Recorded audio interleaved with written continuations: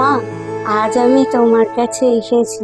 জানো মা, অনেক দিন পর তোমার কাছে বসলাম। মা গো, আমি যে বড় ক্লান্ত, ভারাক্রান্ত, ক্ষতবিক্ষত হয়ে গেছি মা। একদম ভেঙে চড়ে গেছি আমি।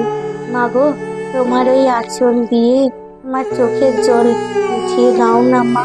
যাদের আমি নিজের সবটুকু দিয়ে ভালোবাসার চেষ্টা করি, তারাই বারবার কেন আমায় আঘাত করে মা। জানো মা, তুমি কি জানো, যাদের জন্য সবটুকু উজাড় করে দিই আমি, তারাই বারবার আমায় কষ্ট দিয়ে যায়, আঘাত করে মা গো। আমার বিশ্বাস ভেঙে দুপায়ে মারিয়ে চলে যায় আমায়, জানো। এই চেনা পৃথিবীটা না তখন বড্ড অচেনা লাগে আমার, বড্ড একা একা লাগে। ভেতরটা খালি হয়ে যায়, হু হু করে জ্বলে ওঠে। মা গো, মানুষের ওপর থেকে যে বিশ্বাস হারিয়ে ফেলছি মা দিন দিন।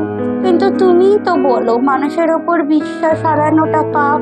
তবুও কি জানো মা, এত কিছুর পরেও যখন তোমার কাছে আসি, বসি, তোমার এই মুখটা দেখি, আর দেখি যখন তুমি দুটো হাত বাড়িয়ে কোল পেতে আমার জন্য বসে আছো, সব কষ্ট, ক্লান্তি একটু হলেও দূরে যায়। কি মনে হয় জানো, আর কেউ না থাক, আমার তো তুমিই আছো। আমার একজন মা আছে, যাকে নির্দ্বিধায় সব কষ্ট আমি বলতে পারি, যাকে নির্দ্বিধায় নিজের সব দুঃখ বলতে পারি, নিজের মনের দুটো কথা নিশ্চিন্ত হয়ে বলতে পারি।